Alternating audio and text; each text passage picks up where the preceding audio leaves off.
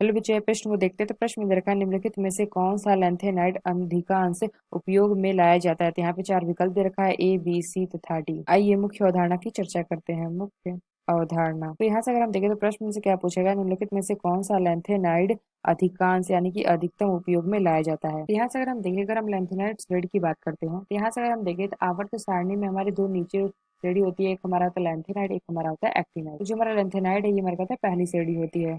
यहाँ से अगर हम देखें तो वे तत्व जिनके अंतिम इलेक्ट्रॉन 4f कक्षक में प्रवेश करते हैं। तो यहाँ से अगर हम देखें तो लैंथेनाइड की अगर हम परिभाषा लिखेंगे तो वे तत्व जिनके अंतिम इलेक्ट्रॉन 4f कक्षक में प्रवेश करते हैं उसे हम लेंथेनाइड कहते हैं। तो यहाँ से अगर हम देखें तो जो हमारे लेंथेनाइड में जो हमारे तत्व होते हैं वो हमारा परमाणु क्रमांक 15 से लेकर के 71 तक होते हैं। तो यहाँ से अगर हम देखें तो प्रश्न में से पूछा गया सर्वाधिक यानी कि अधिकतम उपयोग में लाया जाता है कौन सा लेंथेनाइड। तो यहाँ से अगर हम देखें तो हमें चार विकल्प देखा। तो पहला में दे रखा है लेंथियम, दूसरा दे रखा है नियोडाइनियम और तीसरा में क्या दे रखा है टर्बियम और चौथा में दे रखा है सीरियम। तो यहाँ से अगर हम देखें तो जो हमारा सीरियम है ये हमारे क्या होता है अधिकांश उपयोग में लाया जाता है। यहाँ से अगर हम देखें तो इसका हमारा क्या होता है प्रतीक होता है CE से यहाँ से हम प्रदर्शित करते हैं। तो यहाँ से अगर हम देखें इसका हमारा परमाणु क्रमांक कितना होता है 58। यहाँ से अगर हम इसका उपयोग देखें तो पहला उपयोग हमारा क्या होता है गैस का मेटल बनाने में यानी कि CO2 का प्रयोग होता है। दूसरा अगर हम देखें पेट्रोलियम पदार्थ का भंजन सीरियम फास्फेट के